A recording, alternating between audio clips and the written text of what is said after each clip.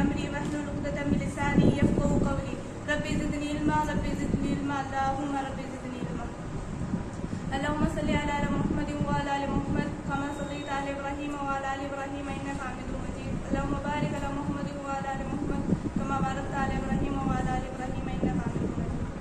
محترم استاد اور میری دینی بہنوں اور دوستوں، آج کی 70واں انجمن میں میری تقریر کا عنوان ہے شوق جنت اور صحابہ کرام.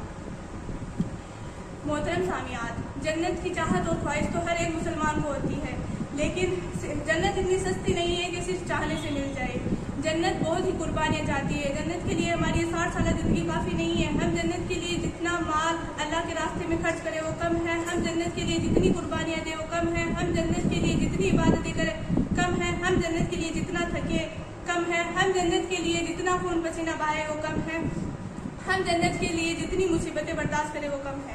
آئیے آج میں آپ کو بتاتی ہوں کہ ہمارے اسلاف جنت کے لیے کتنی قربانیاں دیتے تھے، کتنی مصیبتوں کو برداشت کرتے تھے. حضرت عمیر بن حمام رضی اللہ عنہ ہے جو جنگ بدر میں شریک ہے. ہاتھوں میں کھجور لیے ہوئے کھانا چاہتے ہیں، لیکن تبھی آپ صلی اللہ علیہ وسلم کی زمان رسالت سے نکلی ہوئی آواز صدا آپ کے کانوں سے ٹکراتی ہے. تم لوگ ایسی جنت کے لیے تیار ہو جاؤ جس کی چوڑائی آسمان میں زمین کے مانند ہے. بس یہ سننا تھا کہ انہوں نے کھجور کو زمین پر رکھ دیا اور دشمنوں کی صفوں میں گھس گئے اور جنگ بدر میں شہید ہو گئے. اور یہ حضرت ربیعہ بن کعب رضی اللہ عنہ ہے جو آپ صلی اللہ علیہ وسلم کے خادم ہیں. ابھی عمر بہت کم ہے لیکن تھے بڑے ہی ہوشیار. ایک مرتبہ آپ صلی اللہ علیہ وسلم نے کہا، اے ربیعہ، تم مجھ سے جو مانگنا چاہے مانگ لے، تو بتا تو مجھ سے کیا چاہتا ہے. تو ربیعہ رضی اللہ عنہ نے جواب دیا، اے اللہ کے رسول صلی اللہ علیہ وسلم، میں جنت میں آپ کا پڑوسی بننا چاہتا ہوں. اور یہ حضرت عثمان بن عفان رضی اللہ عنہ ہے جو آپ صلی اللہ علیہ وسلم پر جانثار ہے، حب نبی سے سرشار ہے. ایک مرتبہ آپ صلی اللہ علیہ وسلم نے کہا، کون ہے جو بیری اور رما کو خرید کر مسلمانوں کے لیے وقف کر دے. حضرت عثمان رضی اللہ عنہ کھڑے ہوئے اور کہا، میں وقف کرنے کے لیے تیار ہوں. پھر انہوں نے اپنا مال خرچ کیا اور بیری اور رما کو خرید کر مسلمان. اور ایک اور مرتبہ جب مسجد نبی کی توسیع کے لیے آپ صلی اللہ علیہ وسلم نے فرمایا، کون ہے جو مسجد نبی کی توسیع کے لیے چندہ دے. حضرت عثمان رضی اللہ عنہ کھڑے ہوئے اور کہا، میں مسجد نبی کی توسیع کے لیے مال خرچ کروں گا. پھر انہوں نے اپنا قیمتی مال خرچ کیا.